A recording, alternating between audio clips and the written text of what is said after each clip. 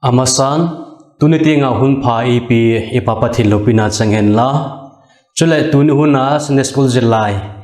ngaithatu te zosi labonun Jesu Christa minin chibai kangbol masa hi tuni August tarikhat sangni le somni le khat Zillai dingu hi le Kochuam le Zilsakna Dangte ti a hi I Bible chang sim ding hi sim masaitin na septe bung som ni chang som ni langa pat chang som thum la khat chani sim masaiti tu hin ngai hun nang ho hi pathian gam thu tang ko pi zela kawak tol tol na hin kamel muki tapon law ti ka he jek chun tuhin mi zosi thisan in kahulahi ti tunin kahung het sak lahiu lakiangun pathian thil tup gen kakipadam po kha pathian akochum achapa thisana alisa te chu wak dingin nang hole lagan gol te chunga chun ching theiun thagau thing thowin ama ho chu entub dinga ahun koite chu lahingalun kapo do nung tagle ngei hang sante alakun hunglut intin belam honte hi hun hoi puna ti ka he nang maulak nge in le mi khen khat in nung zui khen khat te chu pui do gon pui koi na thu hungen inaw jek chun asun azana mithi puma chol ngalowa kahun thuhil sek lahiwa zete chu hezing in chingthei takle kiveng takin umjingun tiahi chule korinthon ni bungup chang som le lia patin chang som le gechan langai thaki tiu ginglo te to kituk takin ngongkol bat khom kiun digna le diglo na in bangahem kivopna aneyu ahi lo le thim le wakin bangahem kipolna aneyu Krista le belil in le bangahem chan achan khom u ahi lo le ging tu le ging lo in le bang ahem achan khomu milim te le pathian bikin le bangahem kitungna aneyu ayu chu pathian hing bikin ihingal un pathian chun amawa chun chengin alakun bagvel ingkatin apathianu hingkatin amawle kamite hi naw jek chun alak u kipathung pot unla achumin umun lalpan ati thilbu him khoi kiu in chuti chun hunlop ing katin nangu dingin pathin hing katin nang maule ka chanu te chapate hitan law lalpa bangkim hi the chun ati chanchu Bible chang sim dinga hin chang vop ding hi atop lam la gen din kisa zoitin tuni huna Zillai Kochuam le Zilsakna Dangte ti hin jana hin mun thuma khen hitin tulai khovel hin khovel khan to dung zui la achang kang dung zuin Zilsakna chum te hong potin pathian ginglo te ithejim iti te ahilo le sakol lauze ka buite ahila ziltil na chum ong potak jekin jete to keto na chun Zillai atang pin pathum na gen khom la ino ma he ama sa pe na chun sa khodang ziltil na hi gen masle ino ma he zisa khodang ziltil na hi chum chu maumin zelaka chun atang pi aisu boy dik pathum itel doka ete chu genin kisa ahi ama sa penin Hindu sakhu Hinduism iti hi gen masanum ahi Hindu hiti phale Persis pawa hi in zechu Indas lui panga cheng ti namai ahi chule Hindu apat ism Hinduism iti phale chu amaw sakhu chawitalo mihing khosak dan chen khom dan ziltil na chum chum ki zilsakna ahi chule mithim Baba Govinda sinle Hinduism kiti hi sakhu hilawin mihing chen khom te nun phung anun danu le akhan ko zilna golin alage na hi je Hinduism ki ziltil na hin ngendan tam tak ane wa hi pathin pakhat chote pathin tam tak te aumlo pathin te big na chum chum ala nei wa hi chule amau hin thilmak mihing pasal pha big na te thitha big na te a hilo la thilmak amu le thil zosia hi pathin mai ti big na te hi amam ala chi pi wa hi ahila amau hin hugdam na kajil til na chun thil bol na se pathum ane wa hi karma ti ho gen wa chu hi le amau apin kit pha tu le pathin gola ki ngai na te pathin to om khom na te ahilo le pathin ki nga om na te ho tung thei ding khan je chu ala ki ngai stu se ko hi je kajil til na pathum ane chu le marga karma marga iti la chu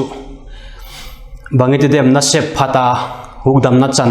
alole niana marga iti phala chu he na la chin na lampi ho bukima hugdam na chan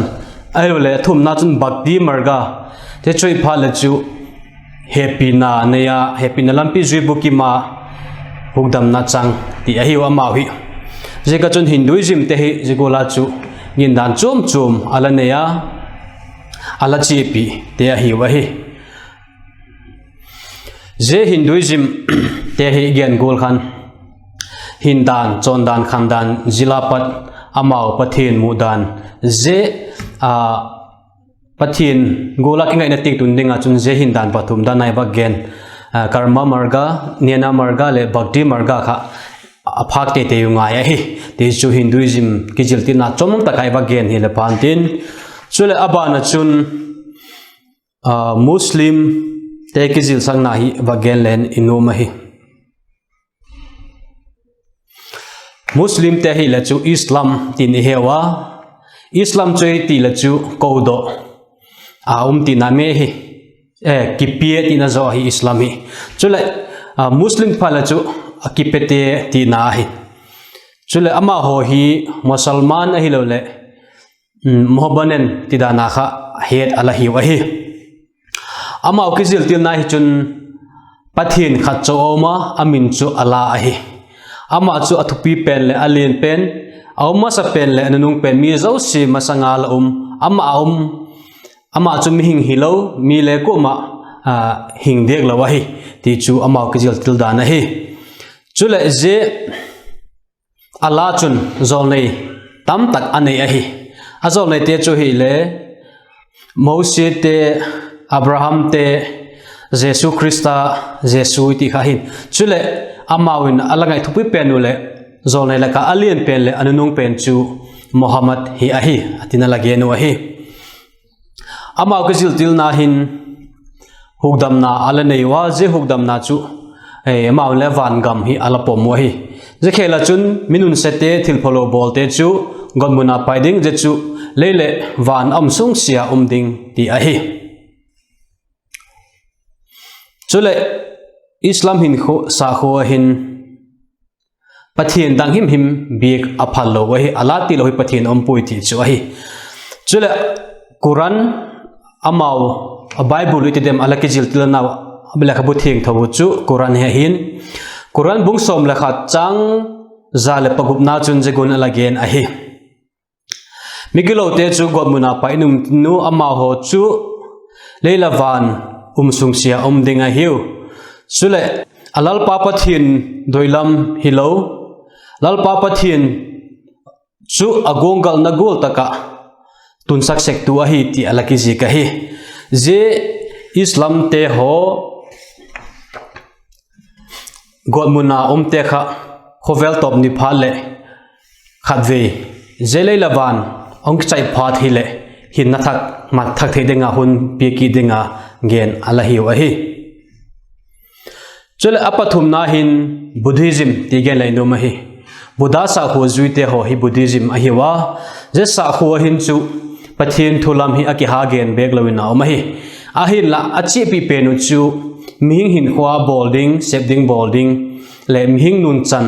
ti a hi chule ama hugdam na denga alakenem naw chu le nirvana ti a hin je chu hi la bang ma gimna talo khovel polama chopdam na engsin na thangsin na talo ti na ga ma hi denga chun ama hot kejil til na chun bolding boloding bol hi atpi ngai un chule je nirvana tung thei denga chun khovel hin ki hen na pa soma ki phel ding je soma ki phel te chu nirvana tun pha tu le pathin gola ki ngai sekun chul haksak na bang ma khovel lam ngai na talo ding ti chu amau kejil til na hin chule pin non na pin ki na hi le ala pomun je khovel ai se phalle ipin kit phalle tu sanga changkang zo le khang to zo ping ding ti chu amau alaki jiltil danu a hi je pathum chu sa khodanga pativak jil the hi le phantin chule apani na igen ki no ma hi le tol sok ki jiltil na ti a hi khovelung khang to zelin gindan chom chom le ngai dan chom chom ahong pota Pathianin khovela ipiak thei ding lam tak sang lawin changang tak maya imamo ipoimo te ho mu thei denga kijil sakna le hongom ta hi zigola chun tul so kijil til na hi le ahong tamma amata jete chun amau atui pi lamu chu nastaket na jil tilun again se ko hi ama ho hin Kochuam te ho hi gen sin Kochuam le kipol khom nai ngai poimo lowin pathin toming ke kar hi angai poimo na ha gen se ko hi chule ama ho hin pathina pat thilung pot pathin he pinalam hi ha genun mihing to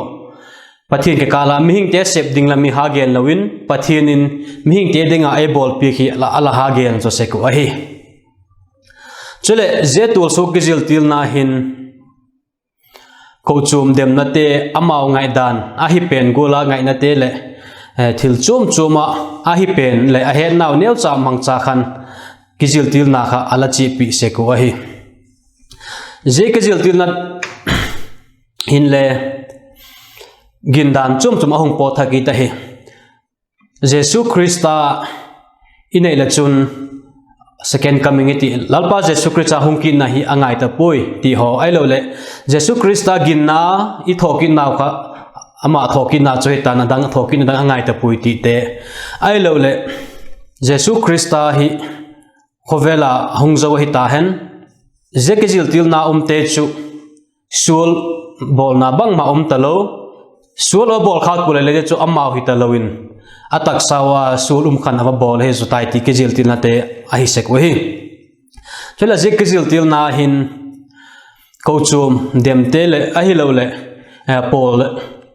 te hi angai poimo bek bo a hin la atop le chu pol khat golin ahongum kit tho se ko hi zetul so kizil til na hin ichi the apoimo a ajek chu be mitile ama ho hin gindan chom chom aneiwa chule gindan neu cha nei kha chi pi wa hi jekin thil abul bal sui lawin amawa thagawa pat thil tam tak dongolina ke gen se koi chule hun top ding lam hi atang pin again se kwa ama ho hin mi tam tak te hi halasulaw se kwa hi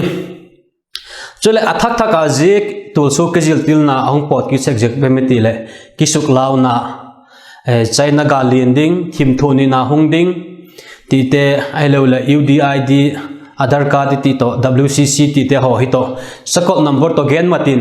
ala thei penin genin pola pat ala potin pol chum ala bol se ko hi chitul suk te ho kejil tilna ahitin imu thei ahi apa thumne dinga chun Kochuam khok sak lo na hong pot ki tai Kochuam khok sak lo na hi iti pha le chu tulai khovel khan to dung zui la changkang dung zuin ide ingai te ho ahong tam ta pathim bikin lamte pathian thil thena te ho mutalawin khovel lo pina changkang na le nopsak na te hau na te la na te dal tak je kun Kochuam lam hi ngai nem na hi ong po the hi ti hi ngai da na oma hi je ka chun tun hunin Kochuam ngai khok lo na te hi khoyang ki pani dem itile ama sa pe na chun je Kochuam ngai khok lo na hi insung family ong ki pana hi bang je ken itile insunga hotupa pa pen ele nu pen te hin pathian thulam Kochuam ki vai pung na lam te ngai sak loin khovel thilam te ngai sak zotawa chule ki pun khom na chate elole so pi ula naute ki khop ding Kochuam pol malang na hin thandop na ni zo talawin je ka chun tam tak te hi ilaba samun Kochuam ngai khok lo na te ho hi ahongum zo ta hi chule apani na chun Kochuam ngai khok lo na hong ki pat na hi gam vai hom tu te le politics hi de o ti hi ngai da no ma hi